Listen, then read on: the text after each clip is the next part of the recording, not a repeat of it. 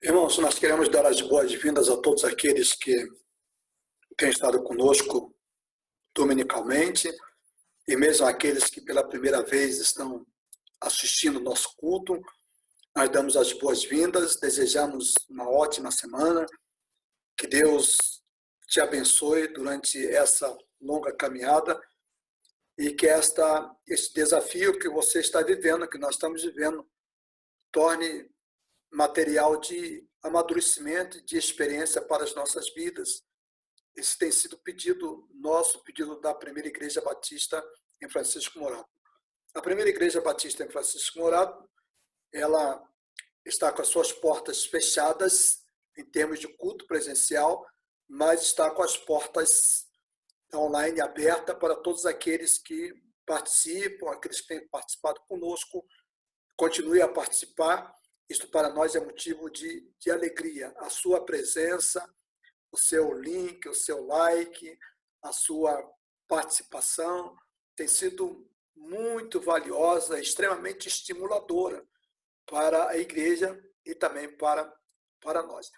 E nós queremos pedir aos irmãos que continuem participando e, na medida do possível, os irmãos continuem compartilhando através suas mídias sociais para aqueles que os irmãos conheçam, ou até mesmo, às vezes, para irmãos que têm tido dificuldade de acessar os nossos cultos. Eu lembro que nós fizemos uma mudança hoje pela manhã, reunidos em escola bíblica dominical, reunidos em culto, aliás, muito bom, uma participação extremamente grande. Nós decidimos que o recolhimento das primícias, recolhimento das ofertas, elas serão feitas por uma equipe a partir de hoje, a partir do próximo domingo à tarde.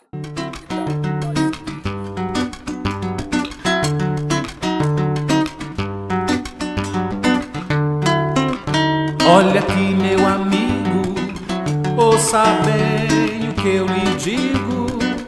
Esse mundo só oferece perigo. Venha seguir esta luz que se chama Jesus. Sei que você está preso a certas coisas mundanas. Este mundo engana, mas Jesus Cristo te ama. Nesse mundo tudo passará, só não passa a palavra de Deus, rendo graças ao Senhor, meu Rei, meu Salvador. Meu amigo, abra o seu coração, esse mundo é só ilusão. Vem sentir a emoção de servir a Jesus.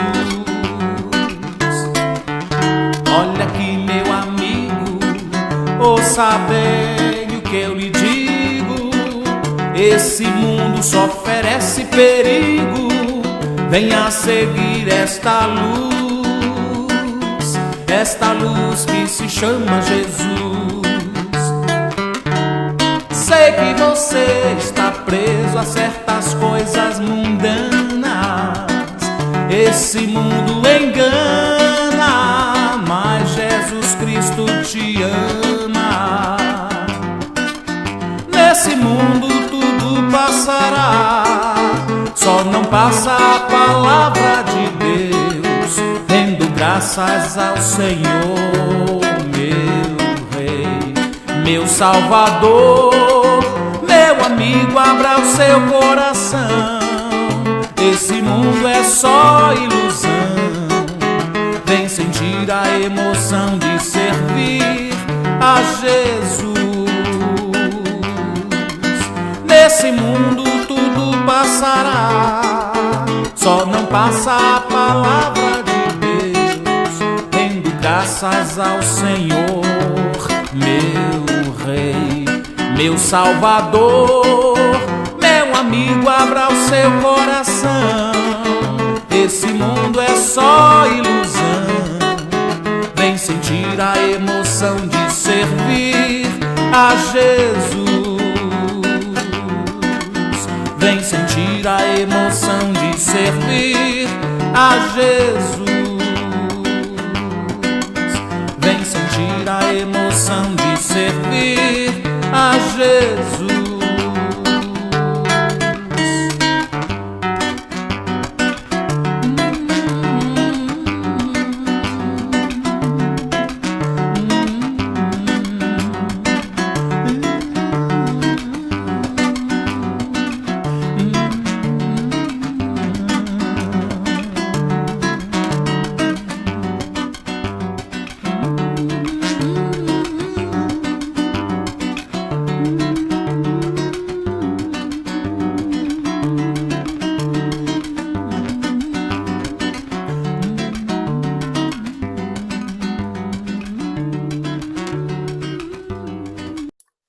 Irmãos, depois de uma bela página musical, nós vamos continuar o nosso culto. Estamos em culto e nessa segunda parte agora nós pretendemos fazer alguns avisos para que os irmãos tenham conhecimento de como está, né, a nossa igreja. Em primeiro lugar, nós queremos agradecer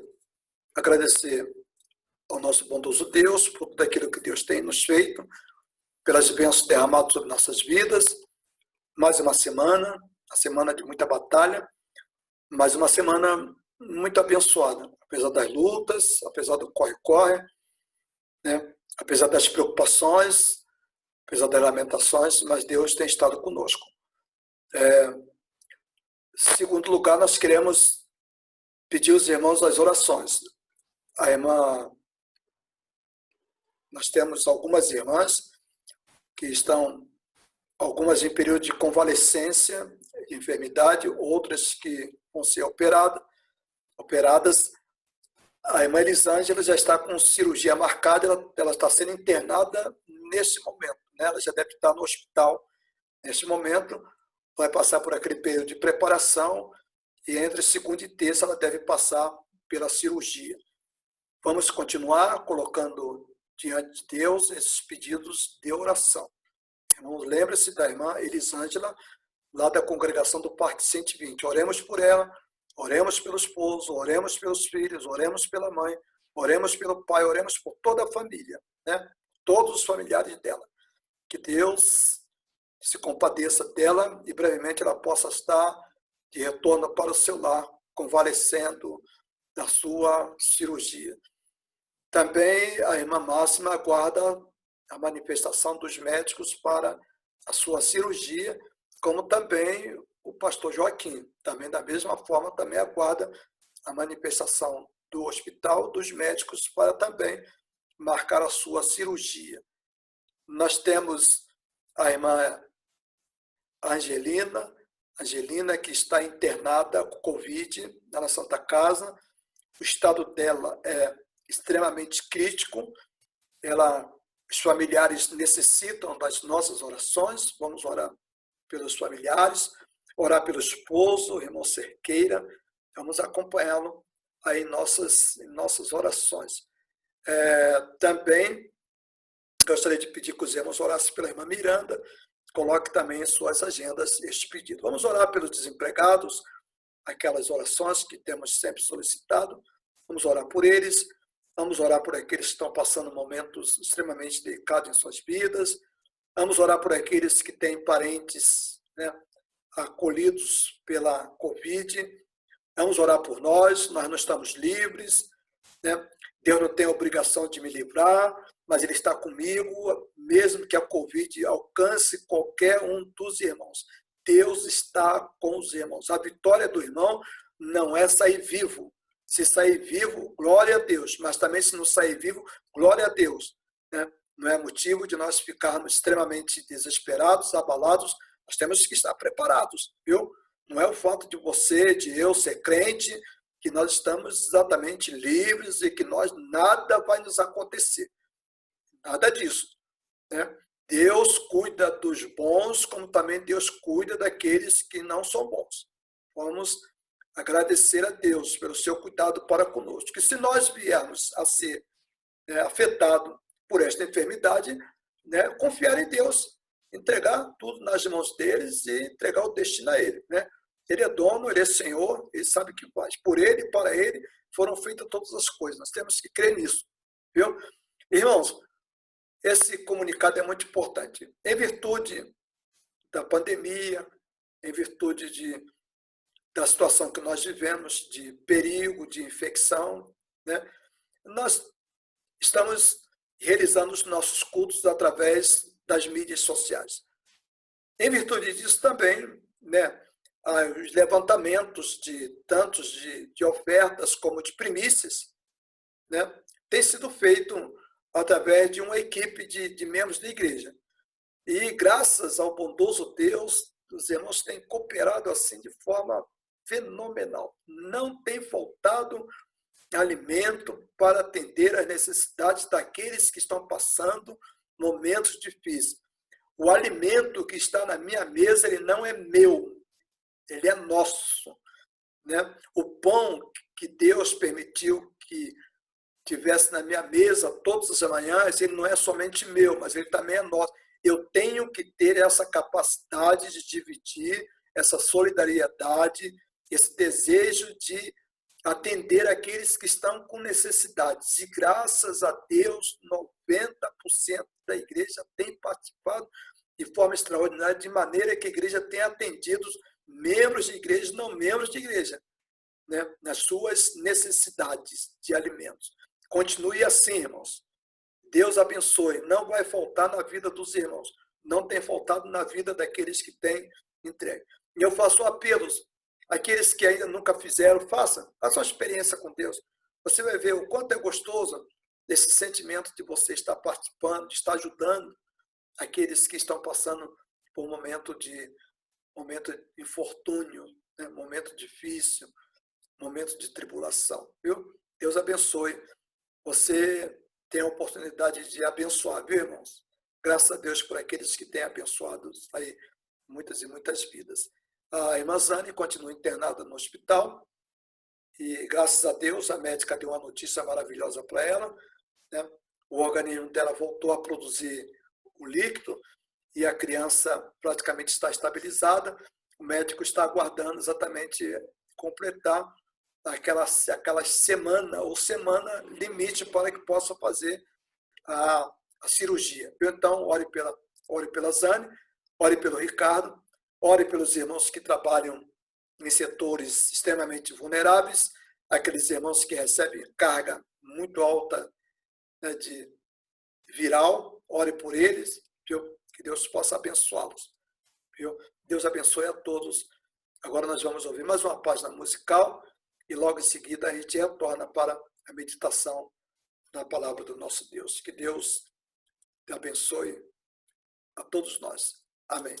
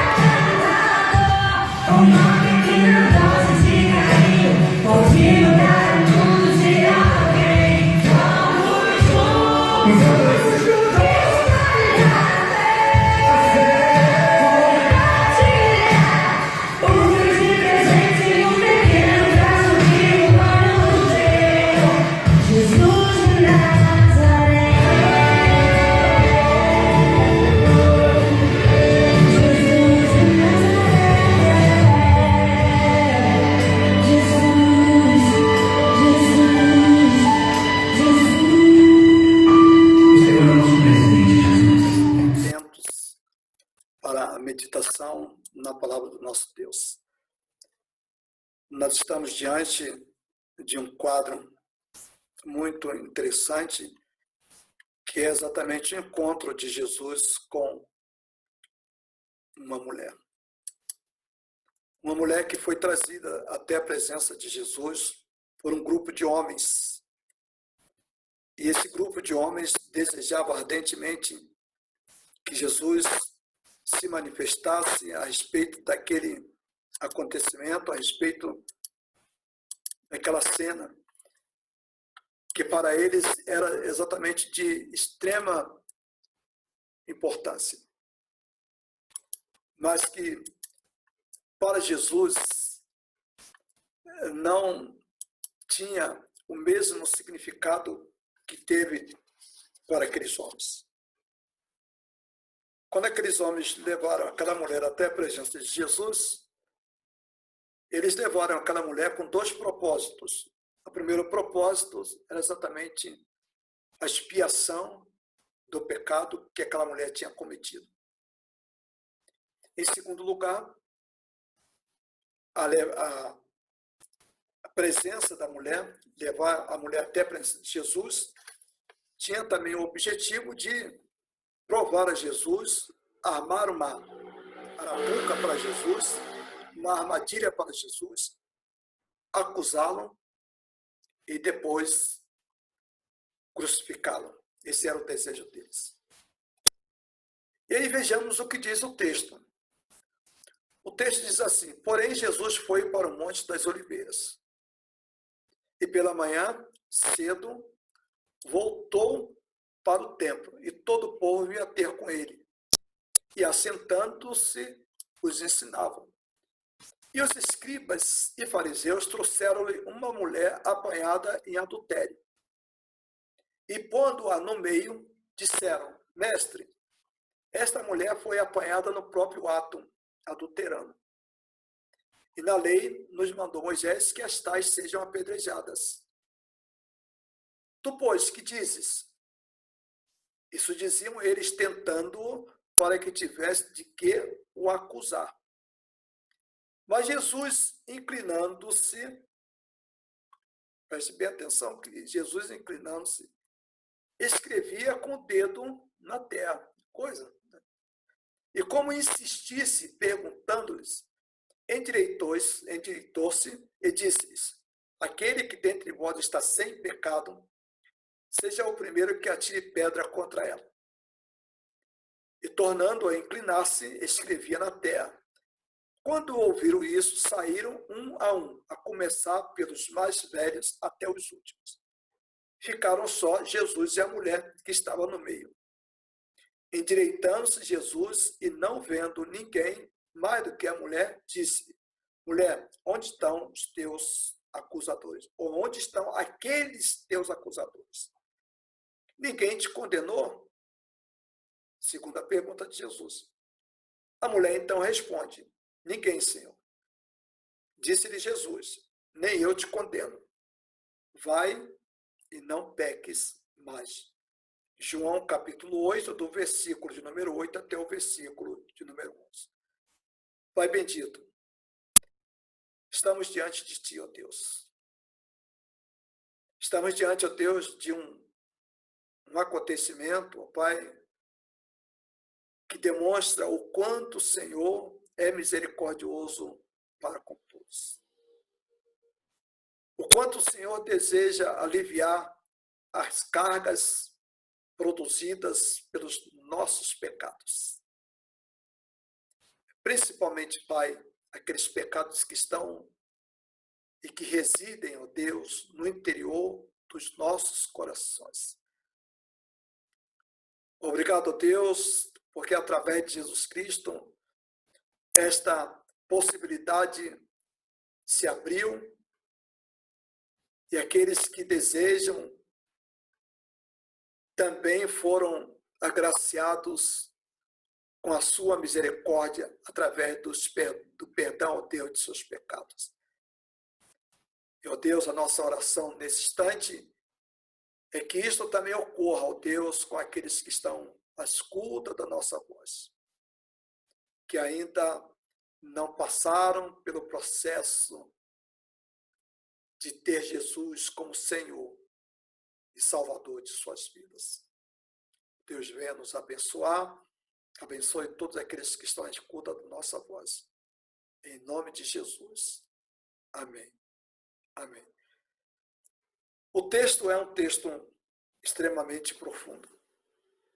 Narra um episódio que marca a minha vida e que pode marcar a sua vida. É um episódio que demonstra exatamente o que Deus é e também demonstra o que nós somos. A Bíblia, a palavra de Deus, tem essa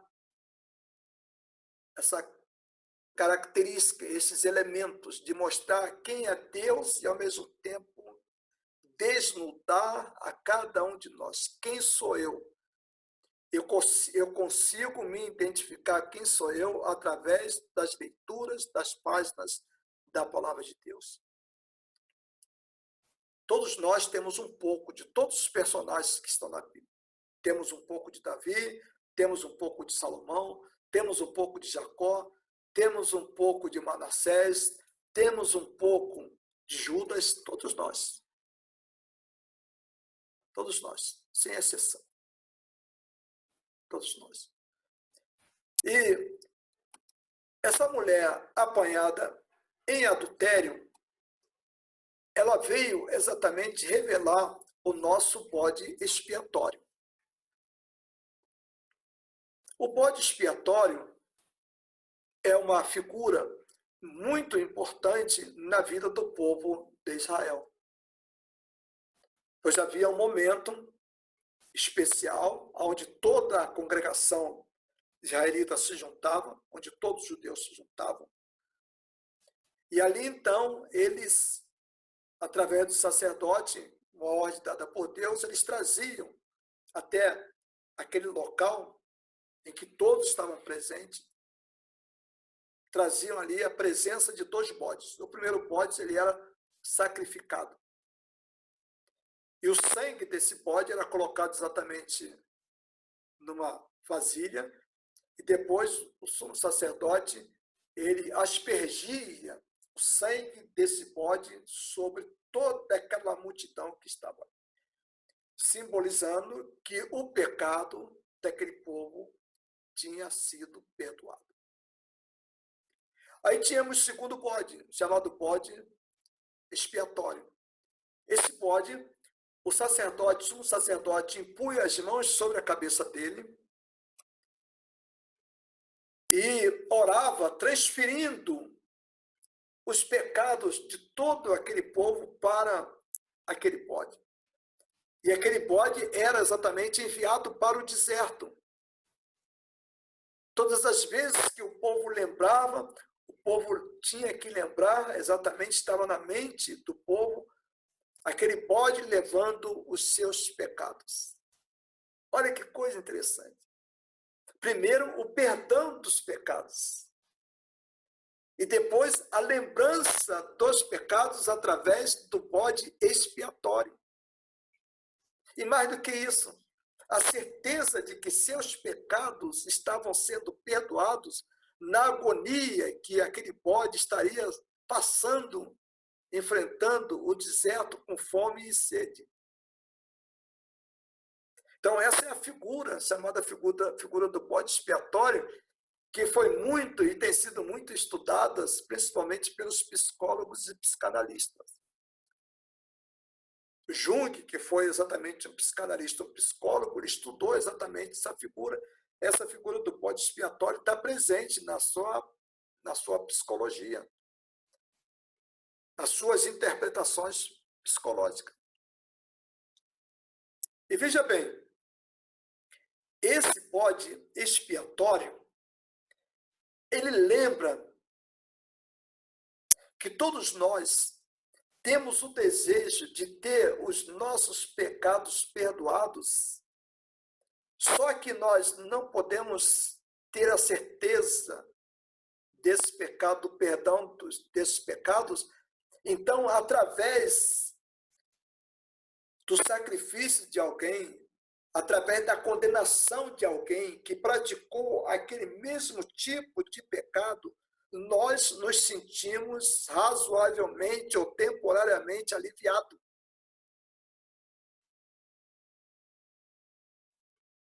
Isso está presente no inconsciente, no subconsciente de todos os moradores da terra, de todo homem, de toda criatura. Quando eu vejo na história, quando nós vimos na história, quando nós vimos nos noticiários alguém sendo sacrificado pelos pecados que nós cometemos, nós nos sentimos aliviados. Eu nunca me esqueço algumas narrativas muito interessantes que têm ocorrido aí no nosso dia a dia. Nós tivemos notícia, coisa de alguns anos atrás, de um policial que o maior desejo dele, ele era um caçador de estupradores. Esse homem, quando ele ouvia falar em estuprador, ele chegava a babar de ódio, de raiva, de desejo, de vingança. E muitos estupradores foram exatamente sacrificados por ele. E depois descobriu-se que ele também era estuprador. Ele sentia alívio em sacrificar, em condenar, em matar, em torturar o estuprador. E isso acontece nos nossos corações em forma, talvez, de pecados com tamanha gravidade como esta, mas que nós, sociedade, limitamos exatamente a sua gravidade.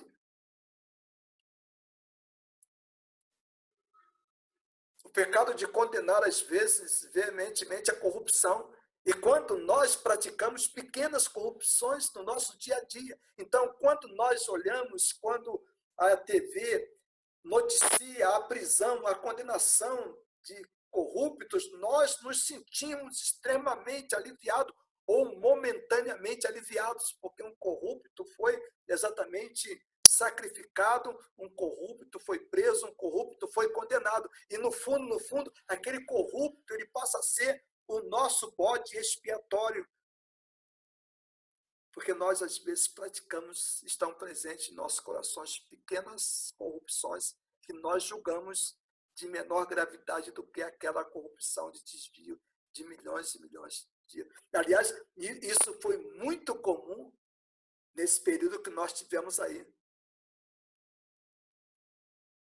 Eu me lembro que a maioria da população, há 3, 4 anos atrás, há 5 anos atrás, ficava vibrando em assistir a Globo com a prisão daqueles corruptos. As pessoas se sentiam a alma lavada.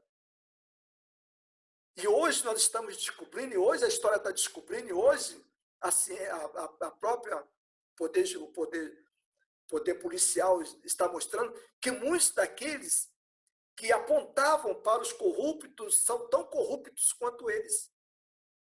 Esse fenômeno é o mesmo fenômeno que acontece lá do encontro de Jesus com aquela mulher, com aqueles fariseus e aqueles escribas. Eles trouxeram a mulher, a Bíblia diz que eles pegaram a mulher no próprio ato de adultério e arrastaram aquela mulher pela rua, levaram até a presença de Jesus e colocaram diante de Jesus e colocaram essa questão diante de Jesus. Na lei de Moisés manda que ela seja executada. Na lei de Moisés manda que ela seja condenada. E tu que dizes? A condenação daquela mulher por parte de Jesus iria aliviar em parte os pecados, os adultérios que aqueles homens tinham cometidos, e mais do que isso, os pecados e adultérios que eles tinham cometido no interior de seus corações. Então, veja bem, uma mulher apanhada em adultério revela que Jesus conhece o interior do ser humano. Jesus conhece o interior do meu coração, do seu coração, do coração de todo mundo. O diabo não conhece, graças a Deus por isso, mas Jesus conhece. E o que Jesus fala do meu coração? O que Jesus fala do seu coração? Jesus não fala que o seu coração é um coração bom. Aliás, ele diz, bom não há ninguém, só um que é Deus. O que habita no interior do coração do ser humano? A começar de mim. Todos nós estamos no pé de igualdade. Jesus não alivia para ninguém. Jesus disse, porque do interior do coração dos homens saem os maus pensamentos, os adultérios, as fornicações e os homicídios. Somos nós que classificamos pecado de menor gravidade e pecado de maior gravidade. Mas Jesus não. Pecado é pecado para Jesus. E todo pecado é prejudicial, em primeiro lugar, prejudicial ao ser humano, não é prejudicial a Deus, é prejudicial ao ser humano, porque o pecado, pelo menos duas coisas danosas, ele produz em nossas vidas. O pecado produz sofrimento, porque quando eu dou vazão, quando eu boto para fora o que está no interior do meu coração, eu vou sofrer muito porque eu vou entrar em desarmonia com o meu próximo. E em segundo lugar, quando eu estou em desarmonia com o meu próximo, quando eu estou em desarmonia com a natureza, quando eu estou em pecado, isso impede o meu relacionamento com Deus, isso corta o meu relacionamento com Deus. Porque o meu estilo de vida ficou exatamente baseado na maldade que está no profundo do meu coração. Eu não quero entregar isso para Jesus perdoar. Então eu carrego isso e eu vou exatamente produzindo cada vez mais coisas piores. E essas coisas piores vão se voltando contra a minha própria existência. Por isso, a nossa existência, a existência do ser humano, tem sido exatamente uma existência extremamente miserável. Porque o ser humano vive exatamente agarrado, preso aos seus próprios pecados. Uma mulher apanhada em adultério revela que todos nós estamos em condições de igualdade diante de Deus. Todos nós. A Bíblia diz, todos pecaram e destituídos estão da glória de Deus. Quando aqueles homens trouxeram aquela mulher, eram homens religiosos, eram homens que ninguém tinha coragem de apontar nada contra eles, eram homens que eram a régua da sociedade. Não era a lei que media, era eles que mediam a sociedade. Eles eram a régua, eles eram a razão da existência moral da sociedade, eles eram padrões, tanto os fariseus quanto os escribas. Mas o que Jesus fala com ele? O que Jesus mostra para eles? Não, isso não existe. Vocês estão no mesmo pé de igualdade desta mulher. Jesus colocou eles no mesmo plano, no mesmo pé de igualdade daquela mulher. E aí, veja bem o que diz a palavra de Deus. E como insistisse, versículo 7, lá do texto que nós estamos analisando. E como insistisse quem? Os fariseus e os escribas, perguntando-lhes. Eles insistiram para Jesus. Jesus, e tu, o que dizes? Essa mulher tem que ser morta. Interessante que eles chegaram com uma proposta para Jesus, apresentando já a solução. Qual era a solução? O bode expiatório. Qual era o bode expiatório? A mulher. Sacrificando a mulher, eles teriam momentaneamente uma espécie de alívio no interior dos corações deles, porque eles viam naquele pecado da mulher também o pecado de muitos que estavam ali. Pode ser que eles não tenham tido pecado fisicamente, não tenham ido à casa de alguém para adulterar. Mas o que passava na mente deles? E os motéis que se formavam na mente daqueles homens? Jesus sabia disso. E o desejo, quando eles pegaram aquela mulher no próprio ato de adultério e trouxeram até a presença de Jesus, e o desejo deles de estarem com aquela mulher, Porventura isso não é pecado? Porventura isso não é adultério? Jesus disse que sim. E aí, tornando a inclinar-se, Jesus escrevia na terra. E quando ouviram isso, saíram, um a começar pelos mais velhos, até o último, até o mais novo. E ficaram só Jesus e a mulher que estava no meio. Olha que coisa interessante. Uma mulher apanhada em adultério revela como Deus nos trata. Olha que coisa extraordinária. Endireitando-se Jesus e não vendo ninguém mais do que a mulher, versículo 10, disse-lhe: mulher, onde estão aqueles teus acusadores? Ninguém te condenou? Ela disse: ninguém, Senhor. Disse-lhe Jesus: nem eu te condeno, nem eu também te condeno. Vai-te e não peques mais. Olha, Jesus poderia condenar aquela mulher. Ele tinha todos os elementos, ele tinha todos os ingredientes, ele tinha todo o arcabouço jurídico para condenar aquela mulher. Havia uma lei escrita. Havia uma lei dada por Moisés, permitida por Deus. E essa lei dizia que o caso do adultério, só que a lei é ampla. A lei diz que ambos deveriam ser apedrejados, tanto a mulher quanto o homem. Mas eles são tão cruéis, forçaram a lei, trouxeram a lei para eles, fizeram a lei à imagem e semelhança deles, fizeram a lei à imagem e semelhança de seus pecados, de seus corações, da maldade do interior dos seus corações. Por quê? Eles eliminaram o homem. Por quê? Um deles poderia estar envolvido. De repente, um fariseu, de repente, um escriba. Que não eram impecáveis, também cometiam pecados de adultério. Então, para que eles fossem aliviados, eles torceram a lei e colocaram a lei a seu favor. Isso é normal. Isso é o que acontece. O que está acontecendo? O que nós temos visto no Brasil? Nós condenamos, a classe média condenava veementemente o auxílio dado pelo governo, as chamadas bolsas famílias. E agora foram milhares e milhares de gente da classe média pegando os R$ 600, cometendo aqueles, segundo eles, pecados que eles cometiam, porque eles alegavam que Bolsa Família era para preguiçoso, para vagabundo, para gente que não presta. E se apropriaram disso, o mesmo comportamento dos fariseus, o mesmo comportamento dos escribas. Esse é o comportamento nosso, faz parte do interior do nosso coração. Jesus disse que o nosso coração só tem coisa ruim, só tem coisa que não presta. Ninguém é bom. Largue de ser bom, fica pensando que você é bom. A sua bondade vai levá-lo ao sofrimento. A tua bondade, a sua pseudo-bondade tem levado você a uma vida desagradável diante de Deus e diante dos próprios homens. Ninguém é bom. Mas Deus não nos trata desta maneira. Através de Jesus, Jesus disse para aquela mulher: nem eu te condeno. Vai-te e não peques mais. Palavras de Jesus. E veja bem, esse Deus que nos ama, lá no episódio da mulher, demonstra como Deus trata os nossos pecados.